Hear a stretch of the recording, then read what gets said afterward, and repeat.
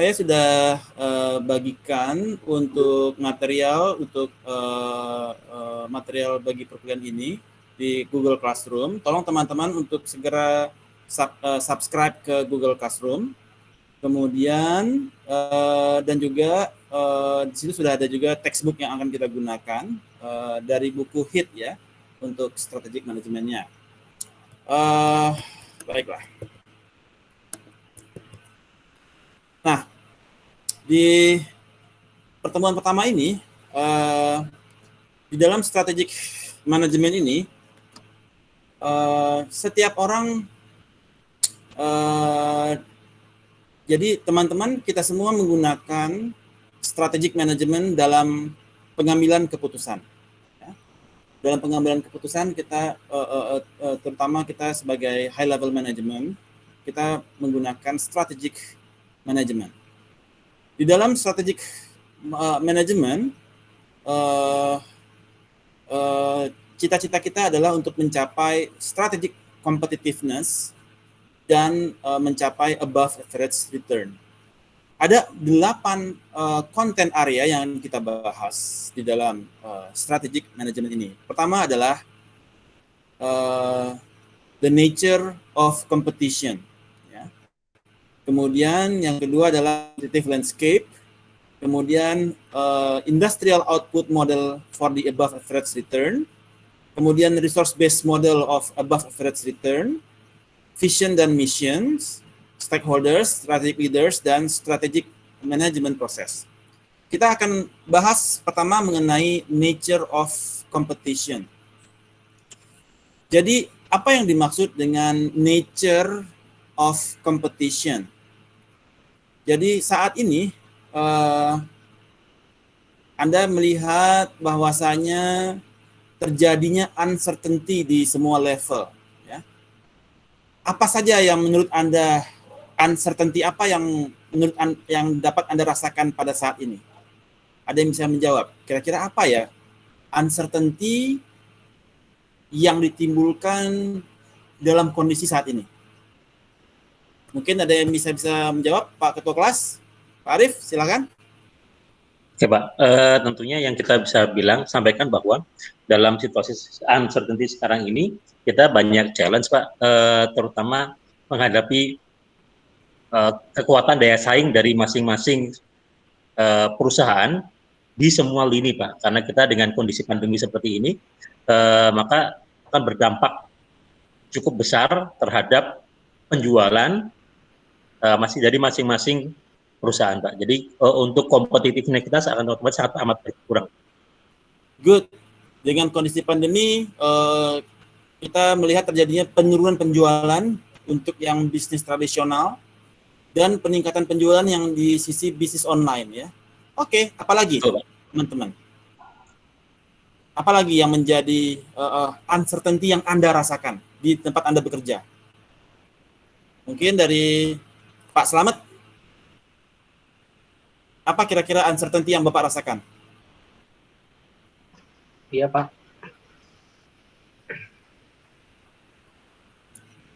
Apa kira-kira uncertainty-nya, Pak? Di tempat Bapak? Terkait dengan strategi manajemennya. Kenapa tuh? Uncertainty-nya di mana, Pak? Sorry, Pak, untuk pertanyaannya, Pak. Tadi aku karena lagi belum fit masih nggak terlalu terdengar. Oke. Coba yang lain dulu deh. Bagi ada yang bisa kasih masukan dari sisi Pak. Silahkan, Mbak Brigita.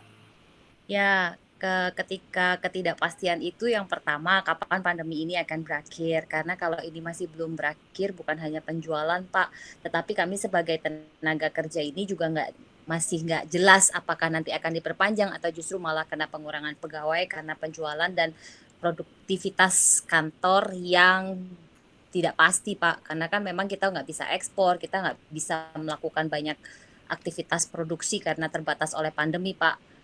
Good. Uncertainty dari kepastian kerja, ya.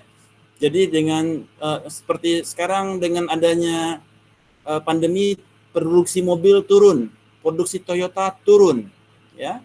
Sehingga untuk meningkatkan kembali semangat orang beli mobil, pemerintah menurunkan biaya pajak untuk mobil di atas di bawah 1.500 cc. Ya, jadi terjadi uncertainty juga dari sisi mempengaruhi kepada uncertainty dari tenaga kerja, ya. Terjadi banyak PHK, ya.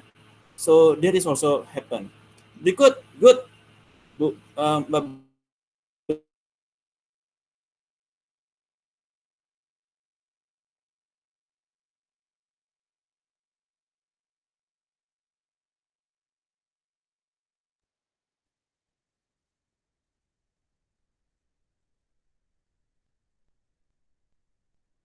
Kita.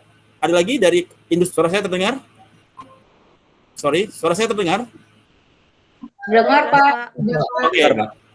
Alright.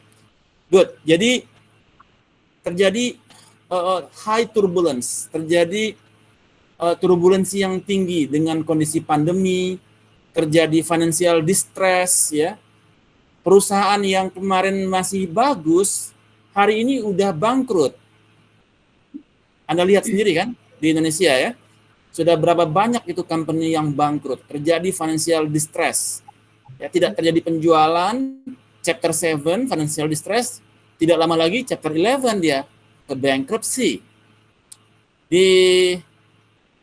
Kemudian dari sisi perbankan juga terjadi financial distress. Orang-orang yang biasanya ngajuin pinjaman, sekarang bank udah nggak berani kasih pinjaman, ya. Terus orang-orang yang sudah dikasih pinjaman pada macet, kreditnya pada nggak sanggup bayar installment, terjadi financial distress, terjadi uncertainty di bank, ya, karena terjadinya financial distress. Terjadinya merger juga menunjukkan dalam upaya bisa mengantisipasi financial distress tersebut. So, that is the nature of competition. Ya, kita lihat sini. Seperti misalkan juga McDonald's, ya, dia juga menghadapi uncertainty, ya, sehingga mereka melakukan product innovation. Ada berbagai economic of scope, penambahan banyak produk.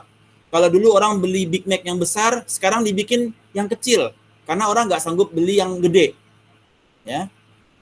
Nggak sanggup lagi beli Big Mac yang mahal, dibuatlah yang ukuran kecil supaya orang masih bisa belanja ke McDonald. Innovation di dalam produk. Misalkan juga kayak di Popok, ya, Popok. Tadi siapa yang perusahaan Popok tadi? Tadi siapa yang? Saya, Pak. Saya, okay. Bapak. Karina, okay. Pak. Karina, ya. Nah, kemarin Popoknya dia pakai bahan yang mahal. Sekarang dibikin bahannya yang agak murah sehingga orang masih bisa beli popok. Atau yang dia di pabrik sabun cuci, biasanya yang kemasan 1 kilo, sekarang pakai yang sase-sase yang kecil-kecil. Karena orang nggak sanggup beli yang mahal lagi, ya.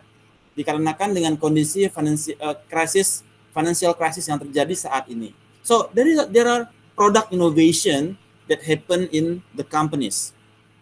Kemudian mereka juga upgrading existing restoran di McDonald, gitu, ya.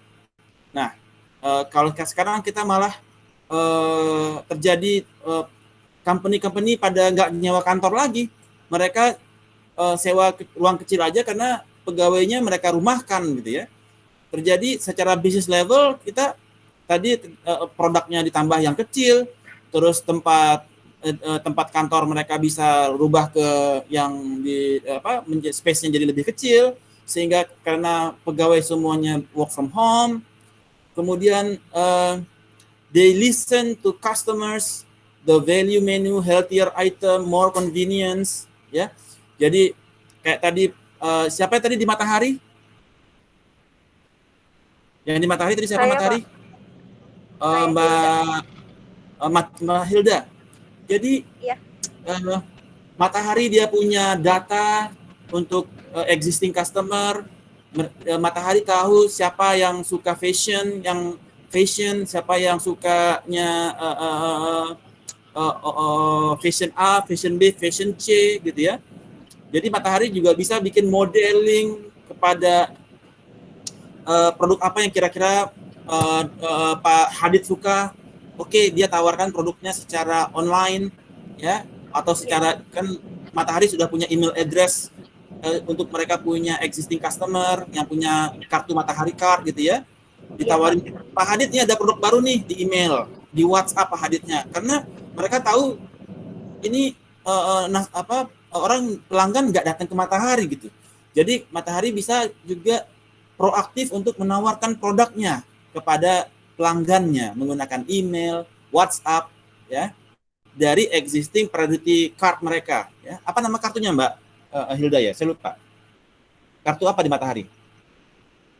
Hanya untuk Matahari member gitu sih Pak. Ya, member Matahari Club. Matahari Club ya. Nah, jadi mereka di Mbak Hilda dia bisa buat itu sebagai listening to the customer. Apa kira-kira preference dari Pak Hadid? Apa preference dari Gania untuk produk yang dia sukai? Nah, jadi bisa proactively menawarkan. Kemudian juga McDonald melakukan purchasing European property for future expansion, terjadi ekspansi. Ya, sekarang banyak company mereka biasa bisnisnya tradisional, ya, seperti yang siapa Pak Adam misalkan, yang tadi siapa yang toko yang bahan bangunan siapa tadi? Material. Yang material tadi siapa ya? Kuncoro Pak. Pak Kuncoro biasanya kan jualan material ya. Iya, Pak. Pak Kuncoro dia going kepada ekspansi ke market Indonesia. Jadi Pak Kuncoro bikin websitenya, kemudian bikin bisa order melalui website, kemudian secara supply chain-nya Pak Kuncoro bisa hubungan langsung dengan Holcim, hubungan dengan Semen Indonesia, terus berhubungan dengan Krakatau Steel, berhubungan dengan perusahaan-perusahaan baja, besi, dan lain sebagainya, sehingga Pak Kuncoro mulai mengekspand dia punya market, ya, dan order bisa dari seluruh Indonesia, nggak lagi hanya tergantung di Jakarta aja gitu ya. Jadi mulai coba untuk future expansion, memanfaatkan teknologi industri 4.0 dan internet, websites, apps, ya. Nah, untuk expansionnya dia. Ini berada di business level strategy. Nah, kemudian corporate level strategy, bagaimana McDonald dia dispose its interest in other restaurants, ya. Dia nggak tertarik untuk take over lagi beli-beli restoran, nggak, dia cukup dengan yang sekarang aja existing, dia fokus untuk innovation. So the nature of competition adalah dengan adanya uncertainty, people will try to keep up, ya. Company will try to keep up. They who do not keep up will die, ya. Mereka yang tidak berusaha beradaptasi dengan perubahan ini, tidak bisa beradaptasi dengan uncertainty ini, they go chapter 11, bankruptcy, ya. Orang udah pada going online, dia masih offline. Orang udah nggak ke mall, dia masih buka toko di mall, misalkan begitu ya. Akibatnya terjadi financial distress, karena opportunity ada di sana, di kiri. Anda pergi ke kanan, nggak cocok. So, Anda harus tahu where is the opportunity, where are the opportunity is, where the opportunity is, ya, where is the big fish are, where the big fish are. Jadi kalau orang cenderung sekarang going online, you should prepare your online business as well, ya. So there are uncertainty. Kemudian the nature of competition itu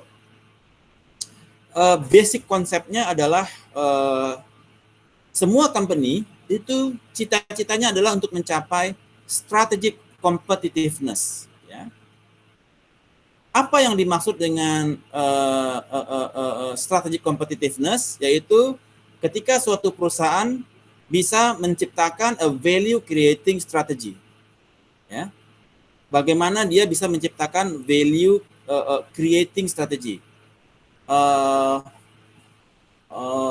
Jadi suatu strategi yang menambah value dari perusahaan. Misalkan ketika yang bekerja di fertilizer, di pestisida, ya. Pestisida, Anda bikin, siapa tadi yang di pestisida, Pak? Siapa? Pestisida? Saya, Pak. Pak Hadid. Iya, Pak. Anda di pestisida. Alright. Sekarang bagaimana Anda menciptakan, memformulasikan value creating strategi terhadap produk Anda? Misalkan pestisida ini cocoknya untuk tanaman sawit. Pestisida ini cocoknya untuk padi, beras, padi gitu ya. Pestisida ini cocoknya untuk teh. Nah, jadi tidak satu pestisida untuk semua, tetapi you design a value creating strategy that make your product itu more appropriate, ya, more robust terhadap target Anda, ya. Atau Anda di perusahaan popok, bagaimana Anda membuat popok yang spesifik nih untuk anak bayi laki-laki dan bayi perempuan misalkan. Popoknya dibedakan. Kalau sekarang kan popok sama aja begitu ya. So ada bagaimana Anda creating values. Kemudian base yang kedua adalah strategi, ya. Strategi itu bagaimana Anda mengintegrasikan antara integrating commitment and action untuk bisa mengeksploitasi core kompetensi Anda sehingga bisa tercapai competitive advantage. Apa yang dimaksud dengan core competencies? Core competencies adalah sesuatu yang Anda miliki dan tidak mudah ditiru atau dimiliki oleh orang lain. Jadi uniqueness within you. Core competencies. Jadi seperti misalkan Mbak Brigita Manohara. Uniqueness-nya Mbak Brigita itu dia dari sisi komunikasi. Betul-betul unik begitu. Pesan tersampaikan, nah, tidak sesuatu yang dimiliki tidak mudah dimiliki oleh orang lain. Perusahaan Anda, apa yang menjadi core kompetensinya dia yang dimiliki oleh Anda saja, oleh perusahaan itu saja, tidak dimiliki oleh orang lain. Kalau Anda masih kemampuan yang Anda miliki itu masih banyak dimiliki oleh orang lain, artinya Anda belum memiliki core competencies. Ya. Core competencies adalah sesuatu yang unik yang didapatkan dari sumber daya manusia yang unik yang dimiliki oleh perusahaan, yang kemudian resources yang dimiliki oleh perusahaan sehingga mendapatkan suatu keunikan core competencies, ya. Sehingga oleh karena itu dapat tercapai competitive advantage. Apa yang dimaksud dengan competitive advantage? Competitive advantage adalah suatu strategi di mana kompetitor tidak gampang atau akan sangat mahal sekali untuk meniru Anda, ya, untuk meniru, mengimitate Anda punya produk ataupun jasa, ya. Jadi Anda memiliki competitive advantage, ya, yang disebabkan Anda bisa mengeksploitasi core competencies dari Anda punya resources, sehingga ini perusahaan memiliki competitive advantage. Oke, di mana competitive advantage itu membuat perusahaan-perusahaan lain yang ingin meniru akan very costly to imitate. Kemudian konsep yang berikutnya adalah above average return. Setelah perusahaan itu mencapai competitive advantage, berikutnya dia akan berusaha mencapai above average return, yaitu pendapatan yang di atas rata-rata dari industri. Misalkan di industri pendapatannya rata-rata returnnya sekitar 20%. Anda 30%. That means you are having the above average return compare to your industry, compare to your competitor within the same industry. So, strategi competitiveness berdasarkan value creating strategy, kemudian bagaimana kita mendevelop core competencies, ya, sesuatu yang uniqueness yang kita miliki, kemudian mencapai competitive advantage yang mana kompetitor itu sangat sulit untuk menduplikasi, sehingga dapat tercapai above average return. Ya. So far so good. Everybody, Anda semua paham apa yang saya maksud? Paham, Pak. Oke, kalau bahasa Iya, Pak. Spanyolnya itu, namanya itu capish. Kalau saya tanyakan capish, artinya do you understand? Itu kalau Anda mengerti, jawabannya pronto. Jadi kalau saya tanya capish, Anda mengerti, jawabannya pronto. Oke ya? So, capish? Pronto. Good. Alright. So, berikutnya adalah dengan adanya competitive advantage, dengan adanya above average return, akan ada risk di sana.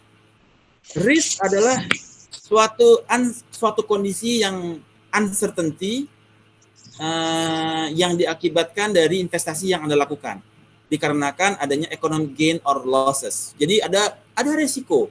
Apapun usaha Anda itu ada resikonya, ya. Ada risk di sana. Anda pinjemin duit ke orang, resikonya macet, ya. Anda bikin chat, resikonya ada chat yang defect, ya. Anda kirim Matahari bikin produk, resikonya apa? Ada produknya yang cacat. So every business ada resiko, ya. So there is uncertainty. Resiko adalah suatu kondisi yang uncertainty condition yang dimiliki oleh si investor ketika dia berbisnis. Ada risk di sana. Nah, kemudian berikutnya adalah average return. Average return itu adalah equal kepada return yang Anda dapatkan itu sama dengan return yang didapatkan oleh industri. So that is what we call average return. Kalau semua orang dapetin 10%, Anda 10%, artinya Anda average return, ya. Artinya Anda adalah one face among the crowds, ya sama aja sama yang lain, ya tidak rata-rata. Tapi kalau Anda stand out gitu ya, itu artinya adalah above average return, ya. Tidak one face among the crowds, tapi Anda shining di antara di dalam industri.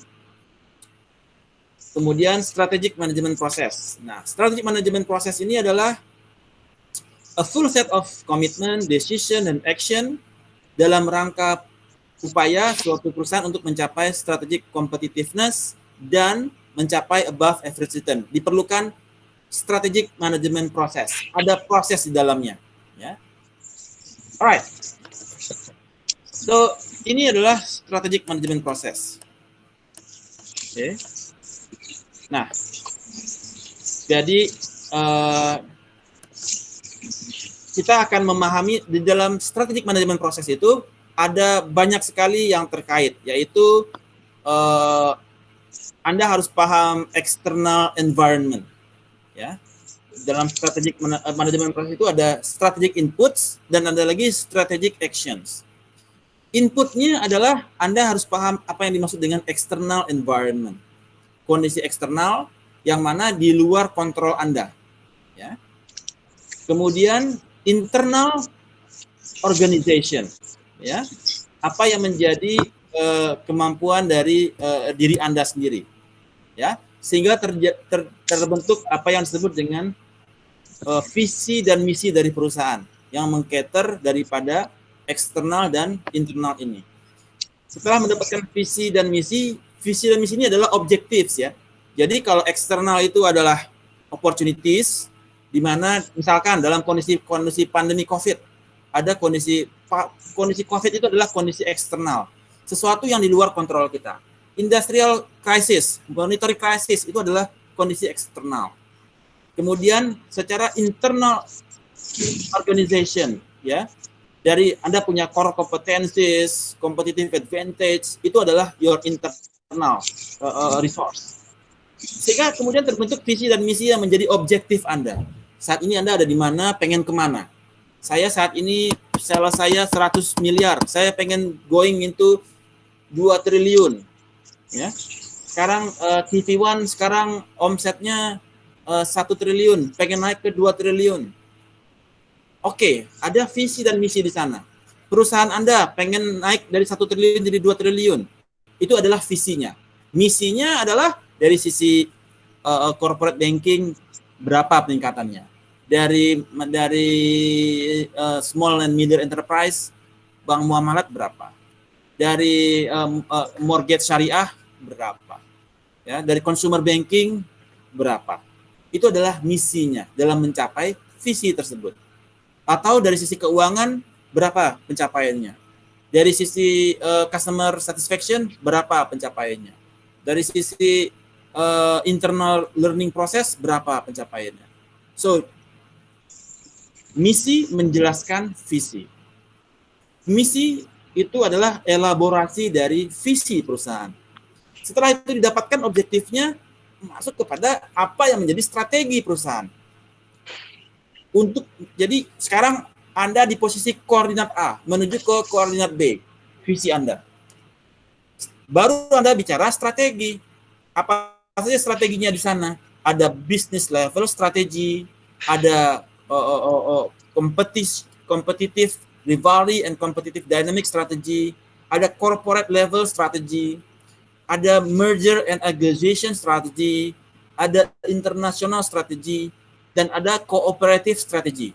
Ya, dalam rangka mencapai objektif. Strateginya apa saja? Kemudian implementasinya, ya. Setelah Anda strategi itu, bagaimana Anda mengimplementasikannya? Apa taktik yang Anda gunakan? Ya, menggunakan corporate governance. Ya, Anda nggak boleh korupsi. Kita tercapai target, tetapi pegawai dia tidak terjadi korupsi. Cost down, cost harus di-reduce. Kalau kita capai target tapi macet banyak, gitu kan? Ada pencadangan aktiva produktif, itu nggak bakalan maksimal gitu. Jadi harus ada good corporate governance dalam rangka mencapai strategi tersebut. Kemudian ada organizational structure-nya harus dirubah, ya. Oke, kita mau ngejar sales, tapi salesnya nggak ada orang. Jadi struktur organisasi harus dirancang, ya. Risk manajemennya nggak ada, dibikin lagi. Jadi ada organizational structure yang bisa meng-cater objektif dari visi dan misi. Kemudian leadership, kita butuh orang-orang yang kuat secara leadership, ya. Apakah dari sisi leadership-nya kepada penjualannya, daripada keuangannya, daripada risk manajemennya, leadership-nya harus kuat, ya. Kalau leadership-nya lemah secara risk, dia bakalan pincang, berakibat terjadi pelanggaran-pelanggaran fraud di mana-mana. Kemudian ada implementasi secara entrepreneurship. Bagaimana perusahaan itu dia menjaga salesmanship dari para pegawai, ya. Bagaimana mereka berinovasi untuk menciptakan bisnis. So this is the whole chapter that we are going to talk about this semester. Di masing-masing ini akan ada studi case, ya, studi kasus. Saya akan memberikan studi kasusnya, sudah saya taruh di Google Classroom. Nanti akan kita gunakan di saat chapternya masing-masing. Yang pertama untuk di bagian eksternal sudah ada itu, yang the final shutdown itu nanti untuk minggu depan, ya. Akan kita bahas sebelum tugasnya kita broadcast, ya. So, any questions on the preview of the whole chapter? Any questions? Kapish?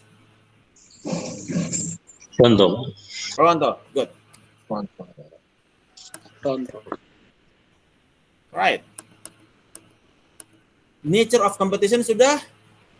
Kemudian konten berikutnya adalah the competitive landscape, ya, the competitive landscape. Competitive landscape ini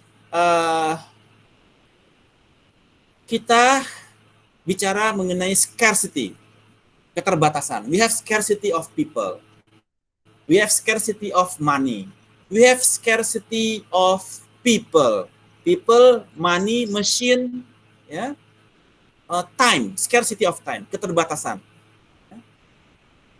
Dan dengan keterbatasan tersebut, kita harus bisa bersaing berkompetisi dengan industri, berkompetisi dengan secara global, ya. Sehingga hal tersebut kalau kita tidak bisa berkompetisi dengan maksimal, maka akan terjadi financial distress, ya, terjadi kegoncangan finansial. Apa saja yang dimaksud dengan financial distress? Anybody can tell? Siapa yang bisa menyampaikan? Kira-kira financial distress itu kayak apa sih bentuknya? Pak Ainul, silakan Pak Ainul. Pak Ainul, financial distress itu apa saja contohnya? Atau dari teman-teman yang lain ada yang ingin menjawab? Silahkan. Kalau penerimaan pendapatan itu financial distress juga ya Pak?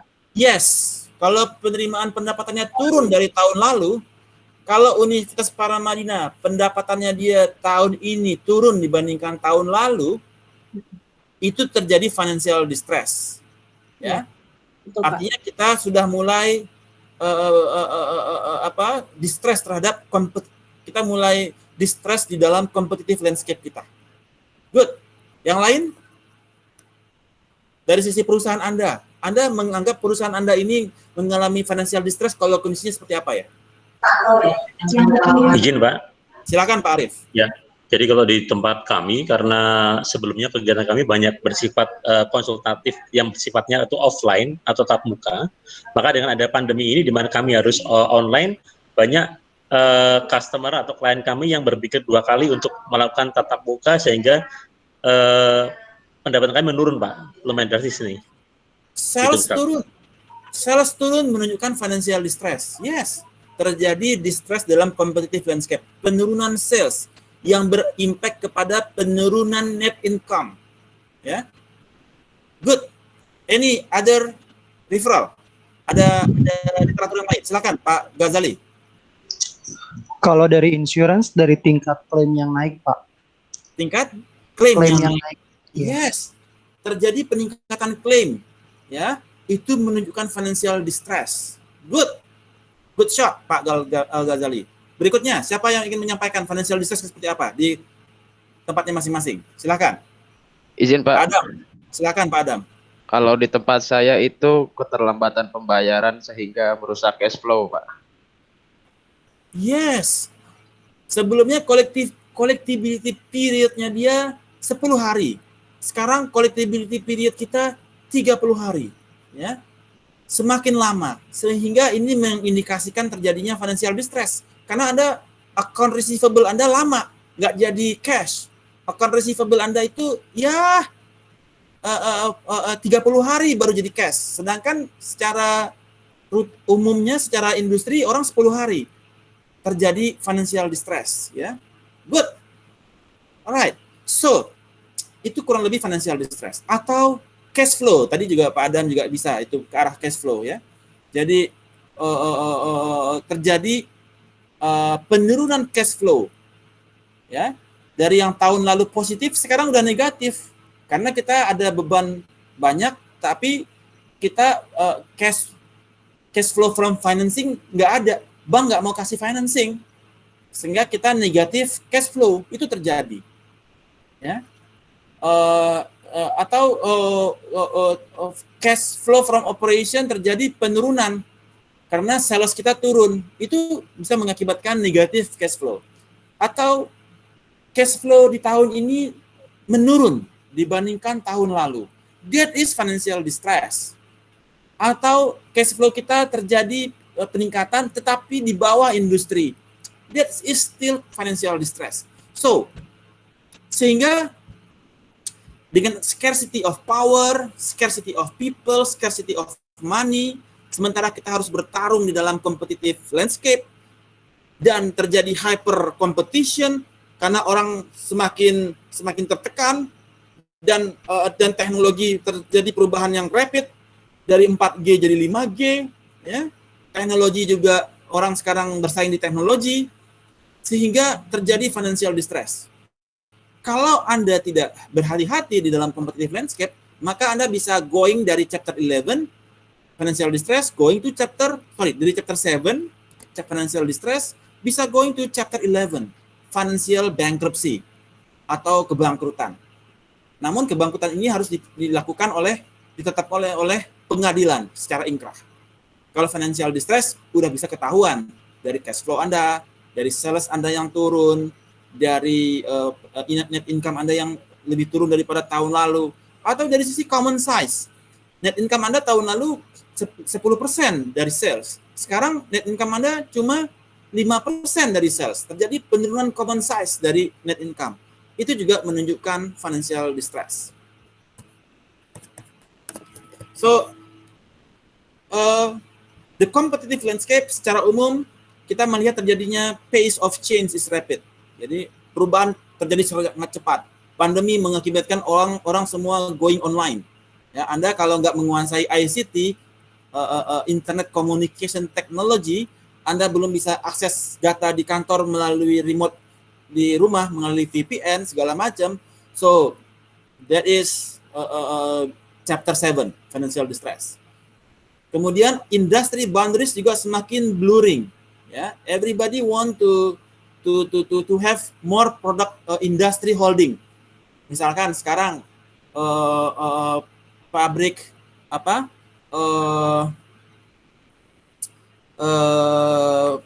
pabrik fashion, ya, industri fashion, mereka juga berusaha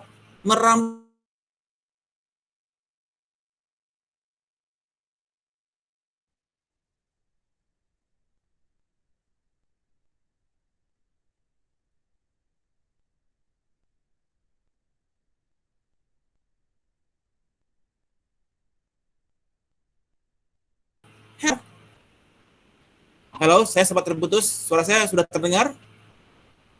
Sudah, Pak. Pak, sudah. Sudah, Pak. Alright, so kemudian industry boundaries are blurring. Ya. Kemudian financial capital is more scarce and market are increasingly volatile. Ya. Dana semakin terbatas. Bank udah nggak gampang sekarang gelontorin duit buat kasih pinjaman. Ya. Karena mereka semakin selektif melihat kondisi perekonomian yang lagi lesu gitu ya. So financial capital ini semakin scarce. Ya. Kemudian another competitive landscape karakteristik sudah mulai ditinggalkan seperti economic of scale. Dulu orang mengejar economic of scale, semakin banyak orang yang membeli maka biaya produksi semakin turun. Sekarang orang sudah mulai meninggalkan itu, ya. Karena orang cenderung kepada more customized, ya, tidak lagi kepada standardized product, karena orang kebutuhannya semakin berbeda-beda, gitu ya. Sehingga kita tidak bisa spesifik memikirkan, oh, economic of scale, makin banyak orang yang beli, makin banyak orang, harga produk semakin murah. No, sekarang udah semakin spesifik kebutuhan orang. Seperti tadi di Matahari, ya, Pak Hadid dia sukanya A, B, C, dia udah spesifik, udah kelihatan itu. Jadi kita nggak bisa mengandalkan economic of scale anymore. Oke, terjadinya hyper competition, ya, karena extreme rivalry among competing firms, ya. Dan ada dua hal yang menjadi driver dari competitive landscape, yaitu global economy, pandemi yang semakin membuat global economic shutdown, dan teknologi yang betul-betul semakin masif perkembangannya. Seperti sekarang sudah mulai 3G, 4G, sekarang sudah mulai 5G, 5G. Ya. Kemudian terjadinya dari sisi global ekonomi. Yes, kita melihat sekarang dari sisi pandemi, kemudian emerging competitive forces dari China, dari India menguasai produksi sebagai produsen dunia, gitu ya. Semua produk ada di China, ya. Kemudian sering terjadi ketergantungan antar negara, ya.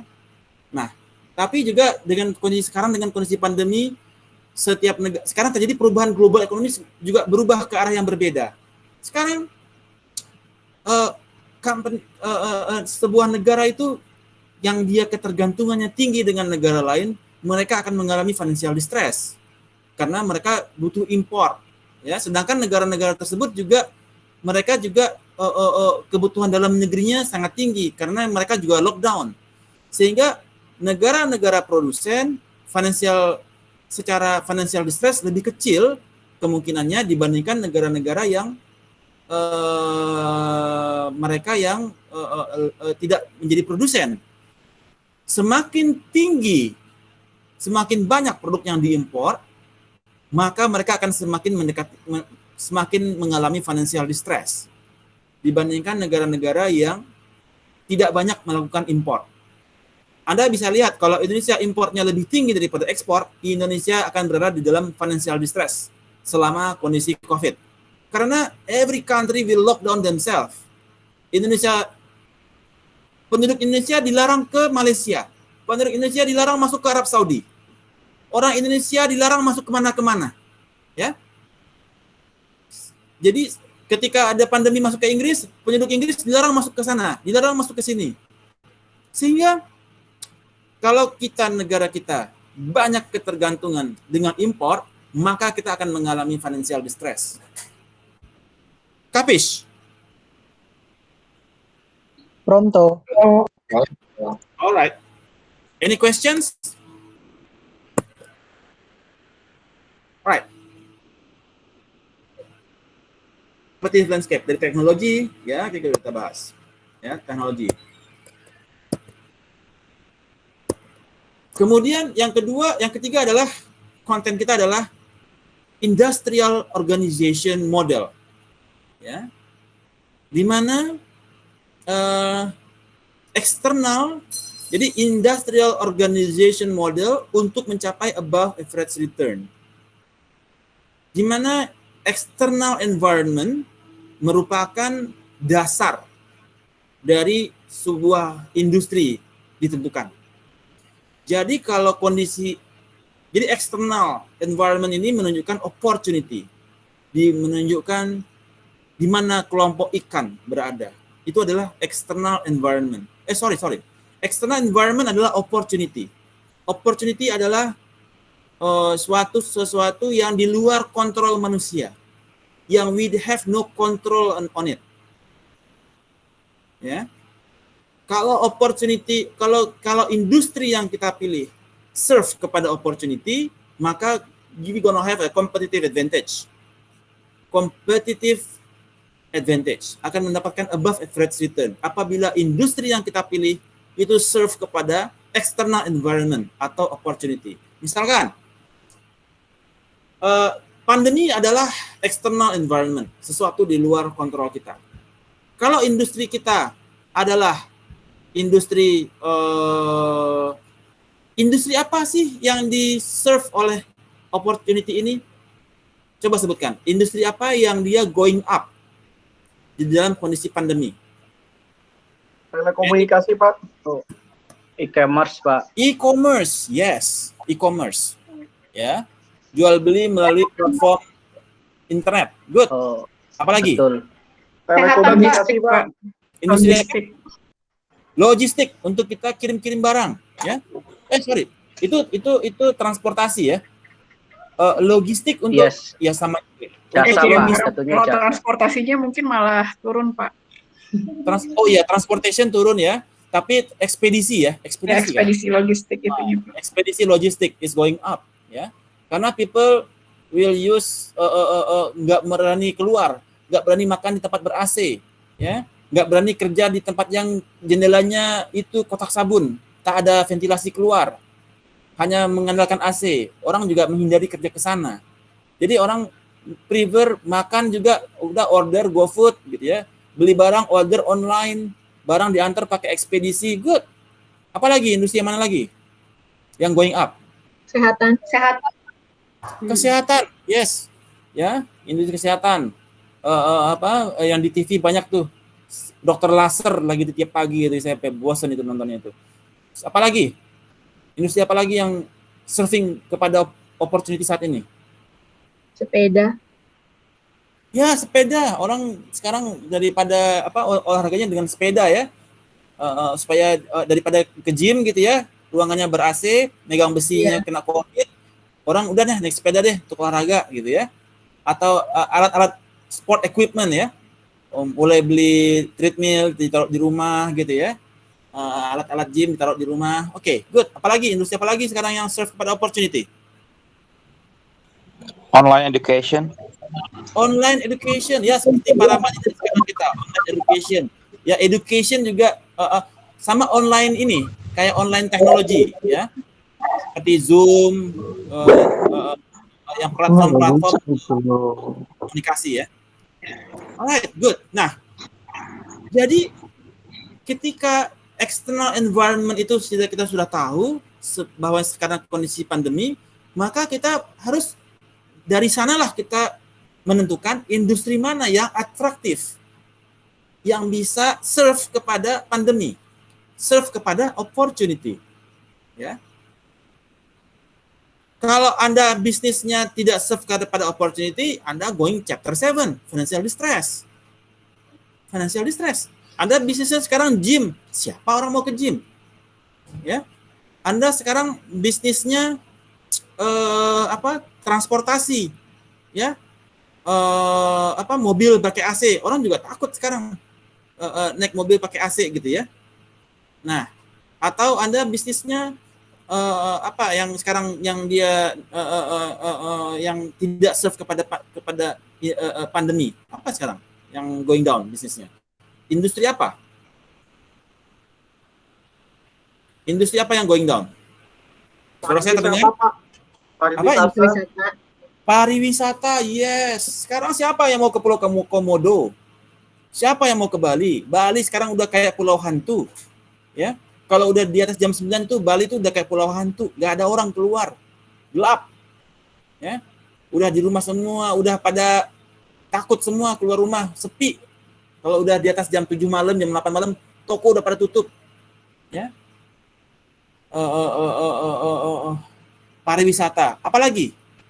Hotel, ya, itu juga Mall, supermarket, orang juga nggak berani ke mall, ya, ruangan, apalagi mallnya yang kecil lotengnya gitu ya, nggak gede gitu ya, apalagi dia AC-nya dia sentral gitu ya, satu orang kena semua udah itu, apalagi hotel, ya orang juga hotel juga sekarang suffer, orang nggak berani keliling Indonesia, orang ya hotel sepi, so itu industri yang tidak atraktif. So, semua berawal dari external environment, opportunity-nya. Ya. Kita lihat. Kemudian resource based model. Ya. Resource based model untuk mencapai above average return. Ya. Dengan adanya unique resource capabilities yang dimiliki oleh perusahaan, bagaimana dia menciptakan core competencies yang atraktif kepada industri. Ya, misalkan dari matahari, ya, kemudian matahari tadi Mbak Hilda, terus tadi yang pegang data tadi siapa Pak? Siapa tadi yang main data? Yang tadi khusus megang data siapa tadi di Shopee siapa?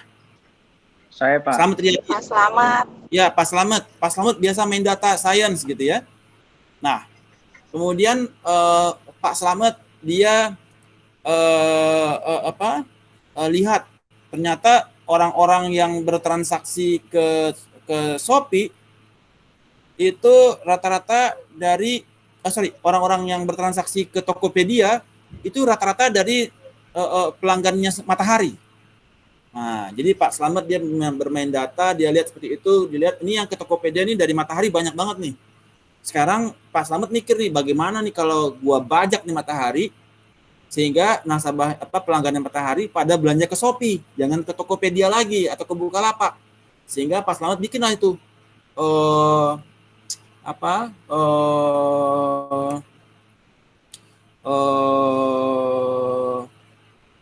Kalau di kita ada namanya marketing inisiatif, Pak. Jadi iya, proses iya, jadi kita mau menawarkan yang berbeda dengan e-commerce lain. Salah satunya kita kenapa masih oke, kita menghandle di 5 negara dan itu ada di Indonesia seperti Filipina, Malaysia, Singapura kita yang handle, Pak. Jadi banyak UKM yang dari Indonesia ke sana. Kita bisa berjualan di luar negeri. Itu sih, Pak. Kalau di platform lain itu belum ada, Pak. Yes, saya pernah handle project di Shopee, Pak. Jadi saya masih ingat itu. Saya pernah handle project Shopee dulu. Jadi Shopee bisa membuat partnership dengan Matahari, ya. Sehingga dengan bikin partnership itu nasabah pelanggan-pelanggan Matahari bisa beralih ke Shopee untuk dia redeem, dia punya poin. Jadi kalau dia transaksi di Matahari dia dapat poin, dia bisa redeem di Shopee. Nah, sehingga daripada mereka ke Tokopedia, ke Bukalapak, ke Lazada, mending gua ke Shopee karena gua dapat poin yang bisa gua redeem di Shopee. Nah, that is unique resource capabilities. Anda punya unique resource yang bisa jago data, yang memiliki core competencies di dalam data, sehingga bisa membuat industri Anda kembali atraktif seperti itu. So resource based model, orang-orang yang resource based itu adalah dari know-how yang Bapak miliki bisa membuat company mendapatkan above average return. Ya. Right. Ini adalah contoh industrial organization di mana semuanya itu berawal dari external environment. Bagaimana Anda menemukan industri yang cocok, itu tergantung your external environment. Kalau Anda nggak serve kepada opportunity tersebut, ya jangan ke sana gitu. Atau siap-siap skoci, cari industri lain yang serve kepada opportunity. Kalau Anda sekarang kerja di hotel, buru-buru cari kerja yang lain. Karena hotel nggak serve kepada opportunity external environment. Kalau Anda sekarang kerja di pariwisata, buru-buru pindah industri yang lain. Karena external environment-nya nggak cocok. Cari yang industri yang dia atraktif, still atraktif, yang bisa serve kepada external environment. Oke. Kemudian dari sana baru kita dapetin strategi. Jadi setelah kita dapetin itu, dapat industrinya yang jelas, baru kita apa yang menjadi objectives. Kemudian apa yang menjadi strategi. Ya, bagaimana kita mengimplementasikannya. So, that is the industrial organization starts with the external environment. Kapish? Suara saya terdengar? Kemudian untuk industrial organization untuk mencapai above average return, kita juga mengenal 5 forces. Jadi untuk secara analisa industri, ya. Jadi tadi secara eksternal kita udah dapat.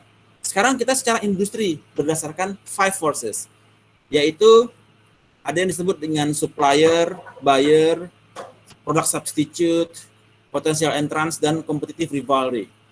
Bagaimana the power of supplier, bagaimana the power of buyer, ya, di dalam industri tersebut. Bagaimana apa saja yang menjadi product substitute, apa yang menjadi potensial siapa lagi yang orang bisa masuk, potensial entrance, dan bagaimana competitive rivalry among the company. Ya, Anda berada sebagai untuk customer service, Anda di level yang mana, siapa yang paling tinggi? Dari sisi sales siapa yang paling tinggi? Competitive rivalry. Ya, competitor analysis. Itu di dalam industri. Di industri ini siapa yang memegang kekuatan? Apakah supplier apa buyer? Ya. Siapa yang menjadi potensial entrance? Apa yang menjadi product substitute, dan bagaimana competitive rivalry? Kita akan bahas nanti lebih dalam di chapter 3 ya. Kalau yang eksternal kita akan bahas lebih dalam di chapter 2 minggu depan. Above average return untuk internal kita based on resources. Kita memiliki scarcity of resources, scarcity of money, scarcity of people, scarcity of machine, scarcity of power. Ya. Apa yang menjadi resource Anda dalam kondisi scarcity? Kemudian temukan unique core competencies mereka, bangun capability mereka. Ya. Kemudian setelah core competencies terbangun, capability terbangun, dari situ baru kita bisa mendetermin terhadap competitive advantage. Ya. Competitive advantage baru bisa terbangun apabila Anda bisa mengkombinasikan kemampuan Pak Slamet dari data science gitu ya, digabungkan dengan kemampuan Mbak Hilda dari sisi partnership gitu. Nah, orang-orang dengan kemampuan talenta-talenta yang bagus ini kemudian dia menciptakan competitive advantage, pendapat above kemampuan yang bisa menghasilkan above average return bagi perusahaan. Ya, setelah competitive advantage didapatkan, pastikan bahwasanya competitive advantage ini serve kepada external environment, opportunities, ya, serve kepada opportunities, dan dia berada di dalam industri yang atraktif. Kemudian dia bisa menghasilkan strategi formulasi dan mencapai superior return. So that is the concept on the resources above average return. Any questions? Kapish?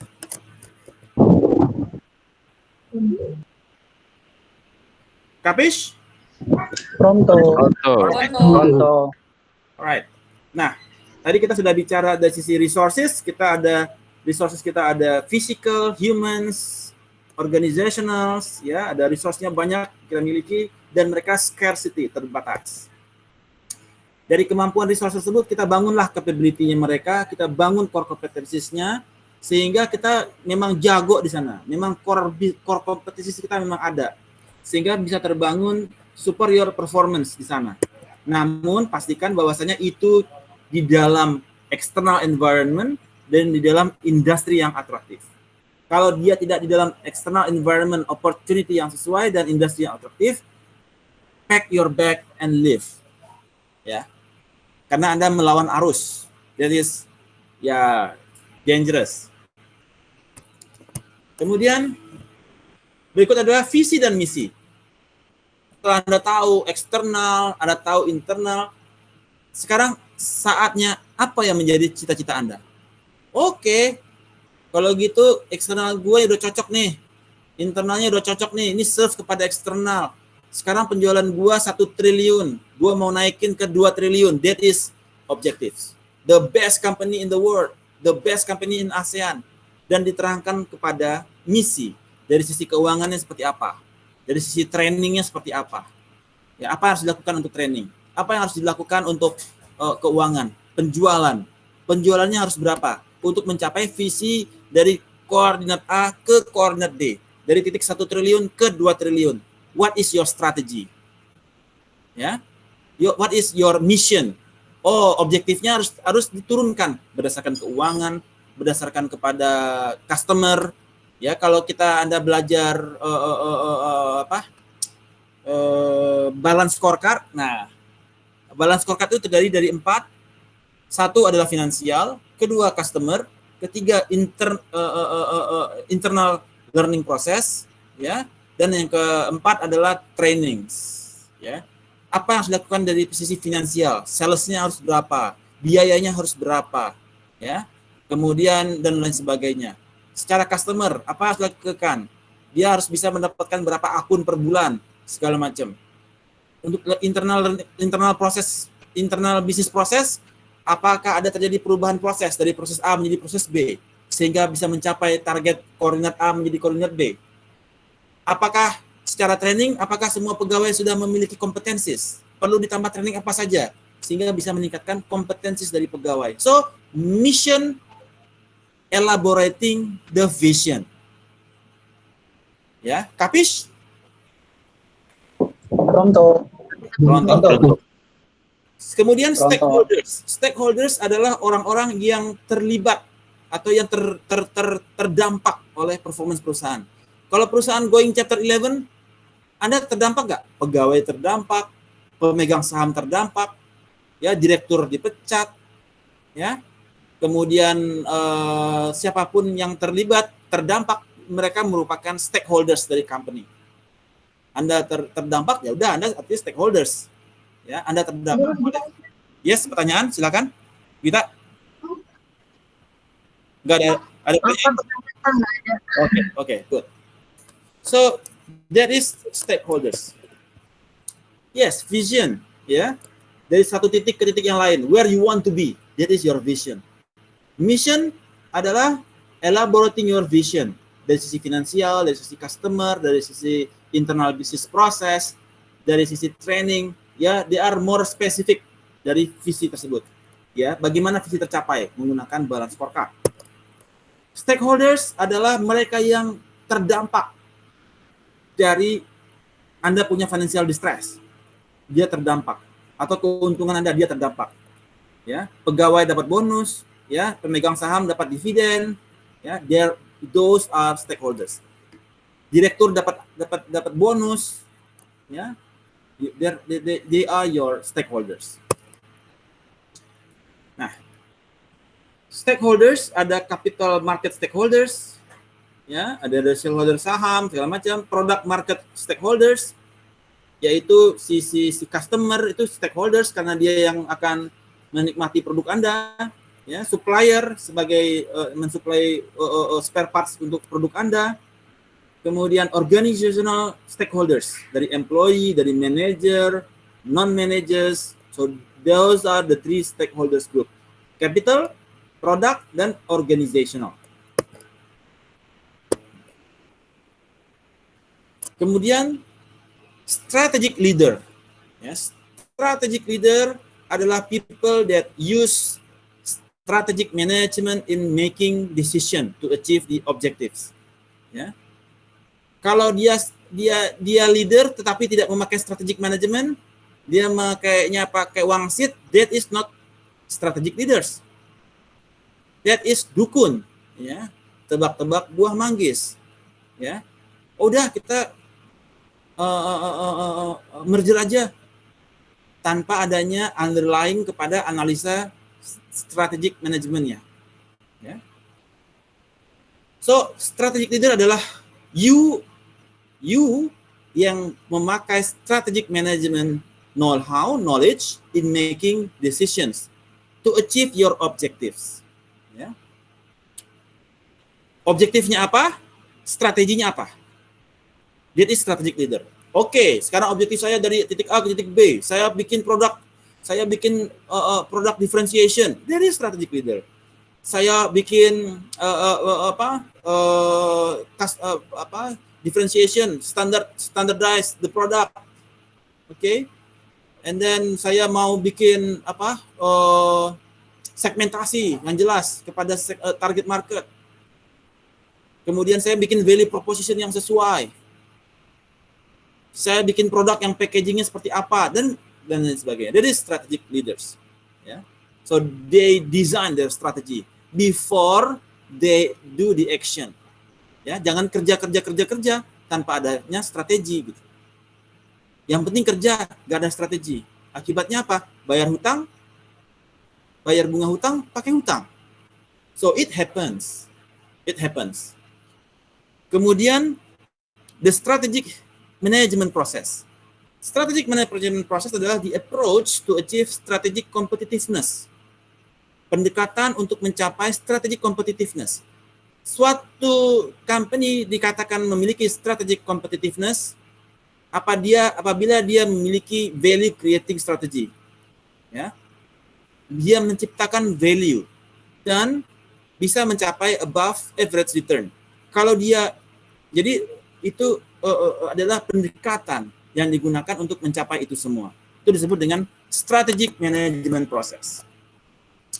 So, strategic leaders, ya, yang mereka yang decisive dan committed menerapkan strategi yang telah ditetapkan, yang dia menentukan strategi apa yang akan diambil. So, that is strategic leader. Dalam mencapai objektif, dia ada strategi. That is strategic leaders. Ya. Then they can predict outcomes. Ya, they predict the outcomes. Pak Slamet, dia predict bahwasanya Bu Hilda akan suka sepatu dengan hak tinggi 10 cm. So dia bikin predictive model. Yeah. So they draw the future in their head. Wah, gua kebayang nanti ujungnya begini. That is a strategic leader. Bukan yang penting kerja-kerja ntar hasilnya kayak apa kita lihat aja nanti gitu ya. So that is what different that strategic leader makes. Kemudian strategic management process. Oke. Strategic management process adalah suatu approach yang digunakan oleh perusahaan untuk achieve strategic competitiveness dan mencapai above average return. Ya. So, apa saja yang mereka lakukan? Mereka menggunakan ada memperhatikan apa yang menjadi inputs. Oh, kondisi eksternal seperti apa? Kondisi internal seperti apa? Apakah opportunity ini bisa kita serve secara industri atau tidak? Oke, kalau nggak bisa kita serve, apakah bisa kita bikin produk dari industri ini untuk serve kepada opportunity? Bisa. Akhirnya Zara membuat APD. Zara dia dari bikin produk fashion jadi bikin APD untuk bisa serve kepada opportunity. Kemudian strategic action, formulasinya seperti apa? Bisnis levelnya mereka bikin apa? Ya, Zara bikin mulai serve kepada untuk bikin baju APD, bikin Google, bikin sarung tangan yang gaya, bikin sepatu bot untuk serve kepada kondisi pandemi. Kemudian mereka implementasinya bagaimana? Menjaga good corporate governance dan seterusnya. So, that is strategic management process. So, any questions on this topic for the first day? Any questions, guys? Silakan pertanyaan.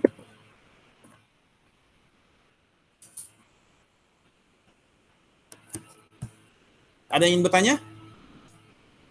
Udah kapis semua? Pak, izin bertanya, Pak. Silakan, beri kita. Ya, ini terakhir berkaitan mengenai strategic leaders, Pak. Seringkali kan kita melihat ada beberapa leaders yang sebenarnya tidak semestinya di posisi mereka, Pak. Entah itu karena satu kecelakaan, entah itu karena garis keturunan, kan kalau leaders kan macam-macam ya Pak ya, dia bisa Ya, kayak family ya, usaha keluarga ya. Oke. ya, bukan hanya di perusahaan tetapi di berbagai macam tempat, Pak. Nah, Alright. ketika kemudian leaders ini, dia kan tadi Bapak bilang kalau strategic leaders itu dia mesti bisa work in effective strategic leaders ya Pak ya, think serious and deeply, kemudian bisa predicting, punya rational approach, dan juga pada akhirnya dia bisa mengimplementasikan dengan baik ya Pak. Nah, untuk bisa mencharge supaya mereka yang dengan capability sebenarnya leadership-nya kurang bagus tetapi bisa cepat membaca peluang Pak. Nah, ini gimana ya Pak ininya Pak? Oke. Untuk bisa supaya ada percepatan dalam pertumbuhan kemampuan berpikir dan menyusun strategi seorang leader agar bisa menjadi strategic leadership tadi Pak. Alright. Pertama adalah knowledge dulu ya. Jadi seperti Anda semua sekarang, dengan adanya kuliah hari ini, Anda tahu bahwasanya external environment itu adalah starting. Jadi semua leader itu starting with the external environment. Bukan langsung dari strategi, tidak. Dari external environment. Apa yang menjadi external environment? Ada pandemi, ada krisis moneter, ada perang dagang Amerika-China, ya. Ada global trend dari Korea, K-pop, segala macam. That is external environment. Oke. Ada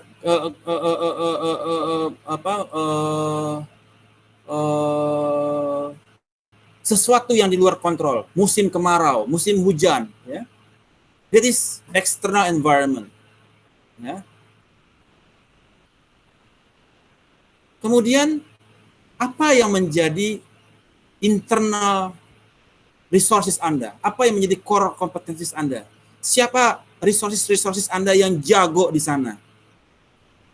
Ya, external environment-nya di Jakarta, MDPL-nya sudah di bawah laut, ya. Artinya Jakarta itu bisa banjir anytime. Oke. Ada external environment di sana, bahwasanya kita ketinggian tanah sudah di bawah sekali, ya. Kemudian external environment lainnya adalah kita banyak banjir ini dari Bogor dan lain sebagainya, ya, dari puncak. Itu external environment, sesuatu yang di luar kontrol kita. Sekarang internal resources kita bagaimana? Ada capability kita di mana? Ya, kita bangun kemampuan kita, ada yang uniqueness kita di mana, sehingga bisa terbangun capability dan tercapai competitive advantage yang bisa serve kepada external environment tersebut. Apakah kita punya teknologi yang bisa rekayasa cuaca? Apakah kita punya kemampuan neural network untuk melihat jalur air yang paling tinggi sebelah mana? Apakah kita punya geospasial yang bisa melihat pemetaan wilayah-wilayah yang ketinggiannya sudah di bawah permukaan laut? Apakah kita punya alat sensor yang melihat ini irigasi udah macet di mana? Apakah kita punya IoT, Internet of Things, yang bisa melihat kemampuan bendungan ini sudah seberapa kuat kekuatannya menahan gelombang air, sehingga jangan sampai terjadinya waduk bocor di Citarum. Internal resources yang bisa serve kepada opportunity. Setelah kita memiliki internal resource, baru kita bikin strategi. Oke, untuk wilayah-wilayah yang geospasialnya ini dia rendah, kita bangun, kita relocate, atau kita bikin peninggi, atau kita bikin dam penahan air, dan lain sebagainya. Untuk wilayah yang kemungkinan banjirnya tinggi, berdasarkan neural networks, kita bisa melihat, oke, daerah sini perlu kita tangani lebih serius. Ya, ada strategi formulasi di sana, berdasarkan eksternal dan internal. Baru kemudian setelah kita strateginya kita dapat, eksternal internal, baru kita objektif. Objektifnya apa? Objektifnya kita ingin membangun Jakarta bebas banjir. Apa saja yang kita lihat, dari sisi mana saja, ada 4 aspek. Baru bikin strategi. Baru bagaimana kita implementasinya, bagaimana kontrolnya, sehingga terjadi penurunan, terjadi peningkatan dan lain sebagainya. Itu ada dalam kontrol. Ini adalah best practice dari seorang strategic leader. Ya. Apakah sekarang kenapa ada yang dia tidak memiliki kemampuan strategik sebagai leader, tapi di posisi itu? That is luck. Jadi we don't discuss that. But what we are discussing here is how to prepare you as the Magister Management of the Paramadina University to become a strategic leader. Kapish? Pronto, Pak. Pronto, Pak. Pronto. Okay, good. So, any other questions? Thank you, Brigitta. Great questions. Any other questions, students? No? No questions? Pak Arif? Izin Pak, ya. Yes.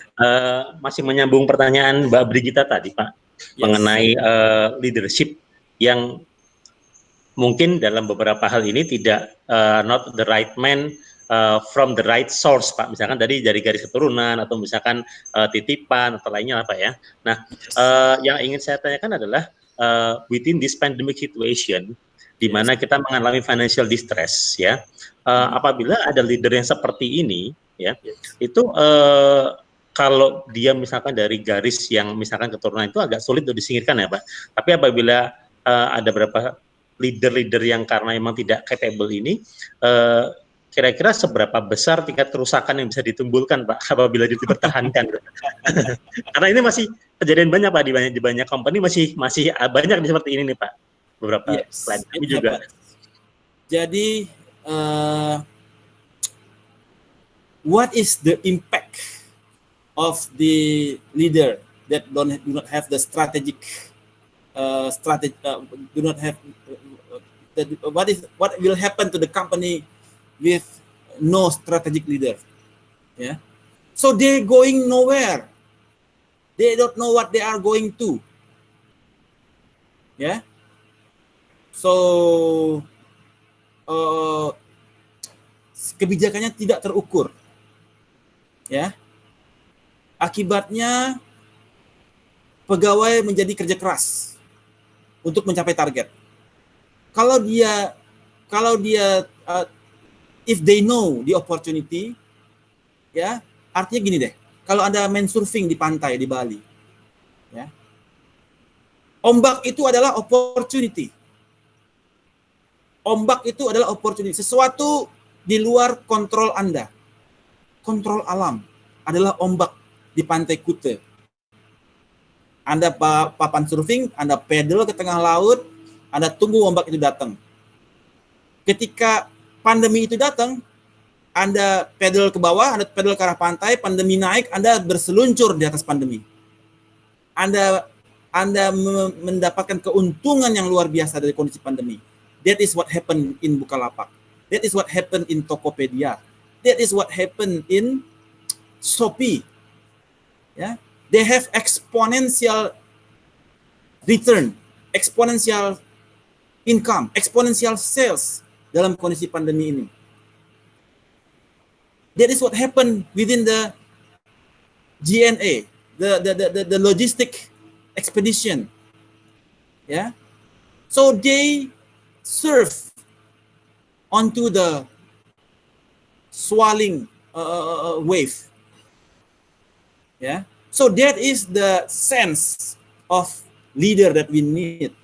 Yang dia bisa bermain dalam opportunity tersebut. Kalau dia tidak bisa bermain, dia akan ditelan ombak, papannya akan patah.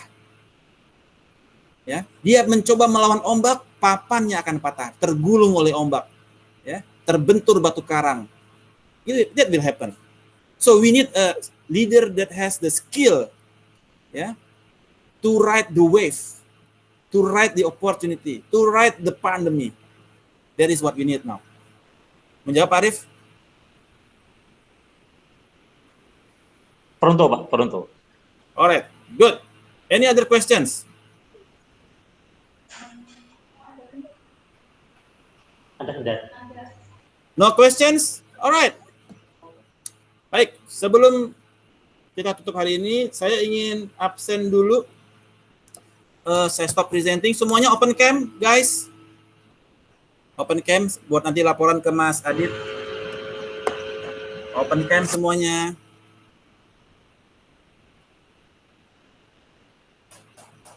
Alright. Oke, Mbak Brigita, Pak Arif, Mbak Gania, Mbak Karina, Pak Kuncoro, kita video foto sebentar untuk laporan administrasinya ke Mbak Adit, Mas Adit. Alright.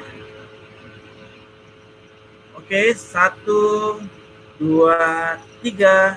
Cheese. Cheese. Bentar. Saya salah tekan nih. Print screen. Oke, screen. 1, 2, 3. Oke. Sebentar ya, saya kirim dulu ke Mas Adit. Alright. WhatsApp-nya mana? Oke.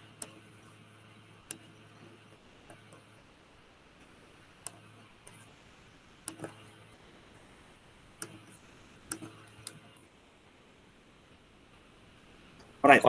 Koneksinya agak kurang stabil, Pak. Jadi ada berapa yang keluar ya. Pak Arif. Oke, baik Bapak-bapak, Ibu-ibu. Demikian pertemuan pertama kita hari ini. I hope you learn something. I hope you learn something new onto the strategic management. This is that we are going. This is what we are going to learn for the semester. I hope you guys enjoy the class, learn something new, and I wish you safe until you get the vaccine ya. Semoga sudah jadwal vaksin semua belum nih? Ya. Alright. Thank you very much. See you next week. Assalamualaikum. Yes. Nama Pak Arif? Itu materi yang Bapak berikan itu adalah materi keseluruhan untuk keseluruhan pertemuan ke depan ya Pak? Yes, 1 semester. Untuk Twitter ya. tugas gimana? Oke, baik. Untuk tugas kita mulai minggu depan ya, tapi karena kan itu case pertama kita itu adalah the global shutdown, itu sebenarnya sudah bisa sih. Saya akan bagi Anda kepada, kita langsung bagi tugas aja untuk grup tugas minggu depan. Itu ada case the global shutdown, tugas pertama. COVID the global shutdown, itu saya bagi kepada 5 kelompok. Nanti mungkin teman-teman sudah punya kelompok preference-nya, silahkan membagi kelompok sendiri kepada 5 kelompok. Kita ada total berapa mahasiswa ya sekarang ya? Untuk mahasiswa kita ada 29 Pak, cuma saya pastikan 29 Pak. Jadi kamu pastikan dulu apakah semua itu ikut kelas Bapak atau ada berapa yang ikut kelas yang tertentu aja. Oke, jadi 6 kelompok berarti. 6 kelompok masing-masing 5 orang. Case-nya adalah COVID-19 the global shutdown. Saya akan nanti buat di Google Classroom untuk assignment-nya. Anda sudah bisa baca-baca dulu case-nya. Nanti pertanyaannya akan saya buat di Google Classroom. Jadi minggu depan you guys will present it. Minggu depan hari apa? Minggu depan masih libur ya? Enggak ya? Minggu depan masih masuk kan? Sabtu ya. Jadi next week you will present it ya. 6 kelompok. Tapi kebanyakan sih 6 kelompok habis waktu. 5 kelompok aja. 1 kelompok 6 orang. Ya. Baik. Read and digest the case. Ya, baca kira-kira 7 kali dulu. Tawaf dulu 7 kali baca, baru kemudian nanti Anda jawab pertanyaannya. Baik, demikian Bapak Ibu. Selamat menikmati case pertama ini. Semoga Anda bisa menikmati case ini. Demikian. Tanya dulu Pak. Pak, tanya lagi Mas, maaf Pak. Ya, untuk ini kan ada 5 kelompok Pak. Masing-masing ada yang 5 orang, 6 orang betul ya. Nah, untuk tugas minggu depan tersebut, apakah masing-masing juga kelompok langsung presentasi atau hanya 1 orang aja untuk satu Pak? Semuanya presentasi Pak. Semua presentasi. Ya? Masing-masing berapa menit? Kita masing-masing itu 10 menit. 10 menit ya, baik. Ya. Ada maksimum slide atau apa yang mau disiapkan Pak? Nanti saya akan buat pertanyaannya. Anda digest dulu materinya. Saya akan bikin pertanyaannya. Nanti setiap kelompok akan berusaha menjawab pertanyaan saya. Baik Pak. Baik. Alright. Pronto? Oke, good. Right. Sampai ketemu minggu depan. Stay safe, stay in love. Assalamualaikum warahmatullahi wabarakatuh. Bye-bye. Bye-bye. Yo. Very much, Pak.